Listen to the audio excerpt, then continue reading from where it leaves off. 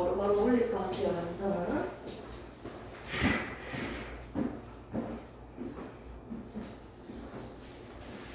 자, 물질 특성은 이렇게 봤고요. 물질들을 한번 분류해봤고 이제부터 하나씩 배울 거는 이제 밀도부터 하나씩 가도록 하겠습니다. 오늘은 여기 프린트물에 있는 것만 할 거예요. 선생님 그 프린트물 보시면요. 물질의 특성, 물질을 구분하는 기준이 된다 적혀져 있고요. 물질 분류하기 해서 이렇게 쭉 나열했습니다. 그럼 이렇게 순물질을 이용해서 서로 섞어가지고 만든 물질들이 있고요. 또 섞인 물질들을 또 다시 분리해서 사용하는 경우도 있는데 그 얘들을 그냥 적어둔 거예요. 그리고 맨 앞페이지 오른쪽 밑에 보면 물질의 특성이라고 해서 겉보기 성질 이런 것도 물질의 특성이 된다는 거지. 겉보기, 성질, 밀도, 용해도, 끓는 점, 녹는 점, 어는 점 이런 것들이 물질의 특성이라고 했고요. 구체적으로 굳이 다루진 않습니다. 시험 비중이 너무 적기 때문에 그래서 우리가 좀 뒷면 넘기시면 밀도가 나옵니다. 이제 배워볼 거는 바로 물질의 특성 중에서도 밀도입니다. 밀도하고요. 그 후는 이제 학교 시험 범위에 맞춰서 하나씩 배워보도록 할게요. 밀도. 밀도라는 얘기는 되게 많이 수업에 들었을 것 같아. 밀도? 순간 최근 사건을 얘기하려고 하다가 이게 영상으로 올라가기 때문에 좀 약간 말이 좀 조심스럽네요. 맞죠? 자, 그런데 이 밀도라는 걸 보면요. 부피분의 질량이다 라고 우리가 공식을 들었어요. 오빠는 이상형이 뭐예요? 몸무게는 몇 킬로 정도? 외형적인 이상형. 지금 나이는? 그렇죠. 몸무게는 몇 킬로 됐으면 좋겠어? 지금 59? 58? 오빠가 58, 59라고요? 네. 진짜? 네. 그래서 그것보다 많이 안 나갔으면 좋겠어? 네. 키가 몇인데요, 오빠? 173? 174? 키가 좀 있네요? 네. 벌써? 그거야 봅시다. 근데 선생님이 오빠한테 이제 데이트를 시켜줄 거야. 두 명의 여성을 만나야 돼. 자, 이 여성은 오빠랑 같이 배를 타고 싶어요. 똑같은 배야. 여기?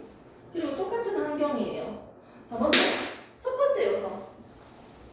이 여성은요, 겁나 못생겼어. 근데 50kg. 키는 별로 똑같아요. 자, 두 번째 여성은요, 겁나 이쁜데 몸무게가 150kg. 자, 두 여성 중에 한 명을 한번 선택을 해봅시다. 자, 이때 오빠가 이 여성과 배를 탔을 때는요, 또는 B라는 여성과 배를 탔을 때, 두 경우를 봤을 때 이 배는 언제 더 무거워요? 150kg. 그렇지, 150kg. 오른쪽이 더 무겁다는 거지. 즉, 똑같은 부피랑 차지하고 있는 질량을 비교하는 것이 밀도예요. 똑같은 부피를 떼가지고 질량이 누가 더 커? 이게 바로 밀도라고요. 똑같은 단위 부피당 차지하고 있는 질량이 밀도입니다.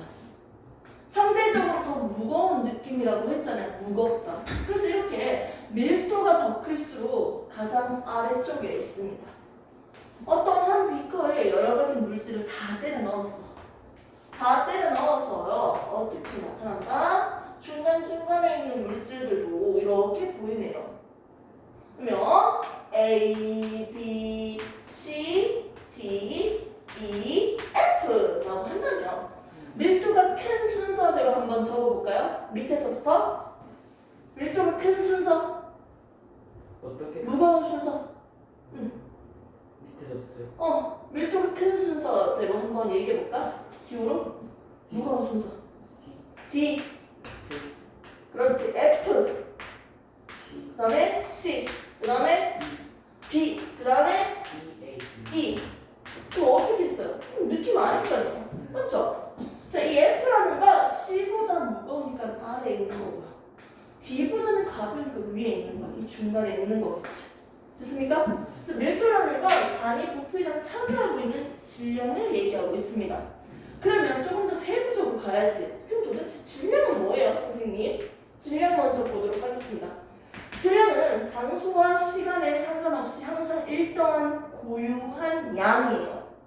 변함이 없는 거야. 지구에서나 달에서나 우주에서나 항상 50kg이면 거기서도 50kg이야. 변함이 없습니다. 이렇게 질량은요, 양팔저울로 측정을 했을 때도요, 항상 똑같을 수밖에 없어요. 양팔저울로 이렇게 측정을 할 건데, 선생님 몸무게가 50kg이야. 그렇다면 왼쪽에 추를 50kg을 올려놨어, 이미. 그리고 선생님이 여기 올라간다면 어떻게 될까요? 수평이 되겠죠. 이 측정을 지구에서 하나, 달에서 하나, 어디서 하나 항상 수평이 되겠죠. 맞지? 즉, 이 질량은 뭐다? 장소, 시간 상관없이 항상 고유한 양을 질량, 고유한 값을 질량이라고 합니다. 그러면 이 질량이 아닌 이거 나오니까 여기까지 하면 안 되는데. 자, 질량이 있으면 우리는 그런 게 있어. 무게가 있어. 장소에 따라서 바뀌는 게 무게였어. 질량 곱하기 중력 가속도 9.8. 무게라는 게 있어요. 지구는 둥근데 지구 중심으로 잡아당기는 힘 때문에 이 물체의 무게는요, 이 질량에다가 뭘 곱한다? 9.8을 곱해줘야 된다. 이런 무게라는 게 있었어. 무게는 장소마다 달라지지만 질량은 바뀌지 않는 거였어요.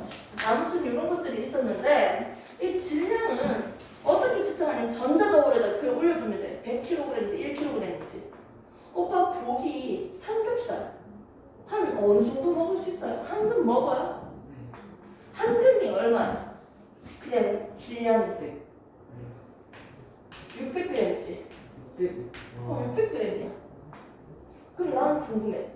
보통 1kg은 몇 g이야? 1000. 그렇지, 1000이지. 100g이라고 할 수 없죠. 그럼 600g 먹을 때 난 6kg 먹었어. 이렇게 되는 거니까. 맞지? 1kg는 1000g인데요. 여기서 말하는 이 질량입니다. 전자저울로 올려두면요, 우리가 그 질량을 측정할 수 있겠네요. 맞지? 자, 질량은 그냥 뭔지 좀 알겠어. 그냥 전자저울 올려가지고 측정하든지, 맞지? 밀접수 저울 쓰든지 간에 이렇게 해서 우리가 측정할 수 있네요. 정해져 있는 값이네요. 변함이 없네요. 이걸 질량이라고 할 건데, 이제는 질량뿐만 아니라 또 뭐가 있다? 저기 부피도 있습니다. 부피를 한번 보도록 합시다. 자, 부피는요, 액체, 고체, 기체, 물질의 상태에 상관없어. 그냥 그 물질이 차지하고 있는 공간이 부피예요. 아, 부피는 그 물질이 차지하는 공간을 얘기하구나. 그런데 누구의 부피를 측정해볼까요? 첫 번째 고체의 부피를 한번 측정해볼까요? 나는 고체를 들고 왔어요. 어머, 자 이거 밀도 측정해. 그런데 이건 고체잖아요. 딱딱하고 손에 잡히네요? 이 고체를 어떻게 측정할까? 이 밀도를. 부피를 측정해야 될 거 아니야. 근데 이 고체가 이렇게 일반적으로 따다따다 규칙적인 모양을 가지고 있다면 가로 곱하기 세로 곱하기 높이를 해줘서 얘들의 부피를 측정할 수 있어. 맞지? 근데 모양이 어떻게 된다? 이렇게 불규칙하다면 어떻게 측정할까요? 라고 했을 때 실로 묶어가지고 비커에다가 뭉텅 달린 뭉텅 실린더가 있거든? 여기에다가 물을 이만큼 채워놔. 그리고 얘를 실로 묶어가지고 툭 담궈. 얘가 너무 가벼우면 뜨잖아. 그럼 철사로 이렇게 눌러주면 돼. 아무튼 잠기게 넣어주면요, 처음 이 높이랑요, 잠긴 후에 물이 이렇게 위로 상승했을 거 아니야. 맞지? 이때 이 높이 차만큼을 계산하면 이게 부피가 되는 거예요. 근데 이 묶은 실린더의 부피를 측정할 때 우리가 주의해야 될 사항이 뭐냐면, 이 수평면을 평평하게 만들어주고 얘를 이렇게 올리는 거야. 기울어지지 않도록. 그리고 내 눈가리를요, 어떻게 보냐면 수평으로 옆에 맞춰놓고 여기서 봐도 안 되고 여기서 봐도 안 돼요. 그러니까 눈높이랑 똑같이 수평으로 맞춰놓고 보셔야 돼요. 눈금을. 위에서 보시면 안 되고 밑에서 보시면 안 돼요. 수평으로 보셔야 돼요. 이렇게 해서 증가한 액체의 부피가 결국은 이 불규칙한 모양의 고체의 부피라는 걸 알 수 있습니다. 이런 식으로 해서 우리가 아무튼 뭘 측정한다? 이 부피를 측정하면 되는 거예요. 차지하고 있는 공간이 부피라고 했으니까.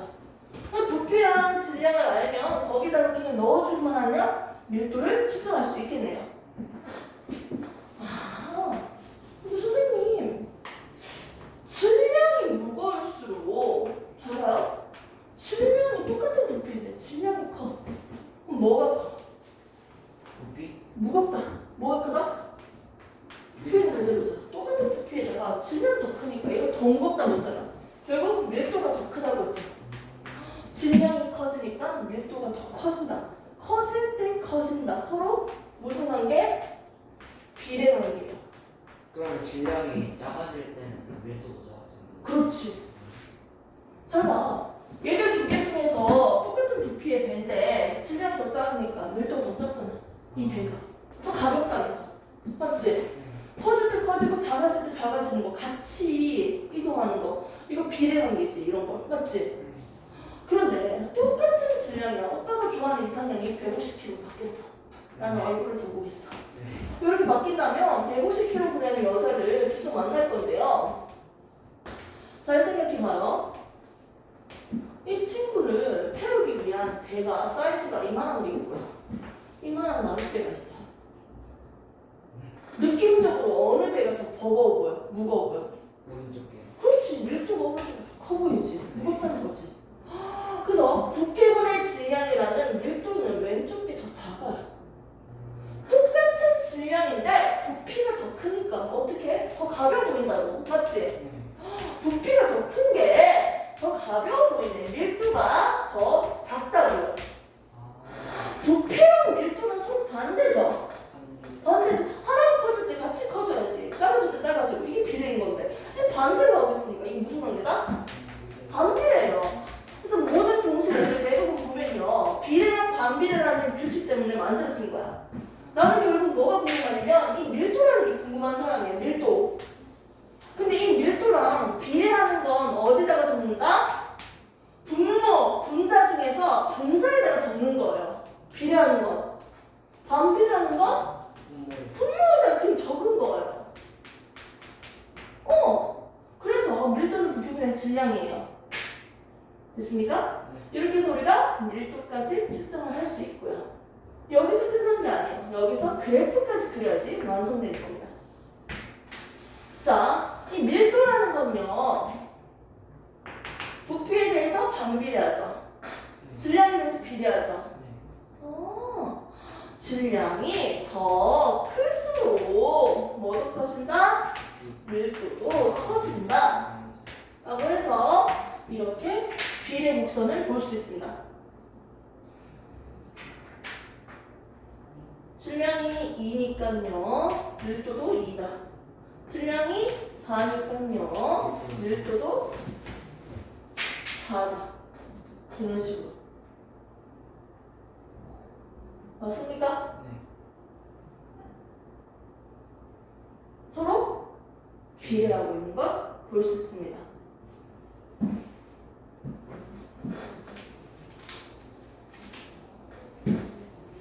자, 정리만 조금만 더 해볼게요. 이제 부피랑 질량을 한번 볼까요? 자, 부피분의 질량입니다. 자, X축을 부피, Y축을 질량이라고 해볼게요. 자, 이 그래프의 기울기는 뭐예요? X의 증가량분의 Y의 증가량이니까 뭐예요? 부피분의 질량이에요. 이 기울기는. 맞죠? 이거 뭐다? 밀도였잖아. 그래서 질량과 부피 그래프에서 이 결국 이 그래프의 기울기는 뭘 나타낸다? A, B, C 밀도를 나타내죠. 기울기가 더 큰 친구일수록 뭐가 커진다? 밀도가 더 크다. 이렇게 얘기할 수 있는 거예요. 그리고 각각에 대한 여러 가지 점이 있어. 하나, 둘, 셋. 물질, B라는 물질, C라는 물질이 있습니다. 자, 그런데 얘들이 서로 똑같은 물질인지 다른 물질인지 궁금하면요. 기울기를 그려보시면 돼요. A랑 B는 어머 기울기 똑같잖아. 얘는 뭐다? 같은 기울기에 있으니까 얘는 밀도가 똑같네. 서로 똑같은 물질이에요. 그리고 기울기가 다른 C만 서로 다른 물질입니다. 이런 식으로 해서 같은 물질인지 다른 물질인지도 구분이 가능합니다. 오케이? 자, 이제는 마지막 한 개 더 있습니다. 반비례까지 한번 보셔야죠. 지금 비례하는 것들만 봤어요. 얘들은 서로 비례해요. 밀도 일정할 때 부피 커지면 질량도 커져야지. 그리고 질량 커지면 부피도, 밀도도 커지잖아. 서로 비례하는 건 없고요. 이제 반비례를 볼 거예요. 자, 얘는 밀도고요. 얘는 부피입니다. 그대로 그냥 해봅시다. 먼저 부피가 커질수록 분모가 커지니까 밀도는 어떻게 된다? 작아지지. 서로 무슨 관계? 반비례 관계지. 그럼 곡선은 이렇게. 많이 맞죠? 이렇게만 정리를 하겠습니다. 혹시나 시험에 안 나오는 범위일 수 있으니까. 이렇게 해서 2페이지 보시면 금, 구리, 알루미늄, 에탄올, 물, 아세트산, 산소, 질소, 이산화탄소의 밀도를 각각 적어놨어요. 그럼 여기 있는 밀도 중에 숫자가 가장 작은 건 누구예요? 숫자가 가장 작은 거. 뭐가 가장 작아요? 가장 작은 거요? 숫자가 가장 작은 거. 조금 더 집중해서 봐봐요. 숫자 가장 작은 건 누구예요? 밀도 가장 작은 거. 숫자 작은 거. 밀도 응. 이산화탄소 맞아? 질소 아니야?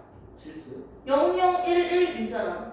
얘는 00177이고. 아 맞네. 그럼 질소지. 그럼 누가 제일 가벼워? 질소지. 질소. 얘를 다 섞어서 위에 기체 못 날아가게 막아두면요. 가장 위에 있는 게 뭐다? 질소겠지. 무거운 게 밑으로 가고요. 그렇지. 오케이? 됐습니까? 이렇게 해서 우리가 지금 밀도까지 다 했습니다. 자, 다음 시간부터는요, 오빠가 학교에서 시험 범위를 좀 체크를 해오고, 그 시험 범위에 맞춰서 단순으로 좀 나가도록 할게요. 그러니까 예습을 하고 싶으면 다른 영상 봐도 되는데, 굳이 추천은 안 해요. 알았지? 한 번 배웠을 때 집중이 중요하니까. 이렇게 해서 오늘은 개념을 이 정도만 하고요. 자, 숙제는 딱히 없고요. 프린트물 들고 와서 복습을 좀 해보세요. 목요일 날 수업이니까.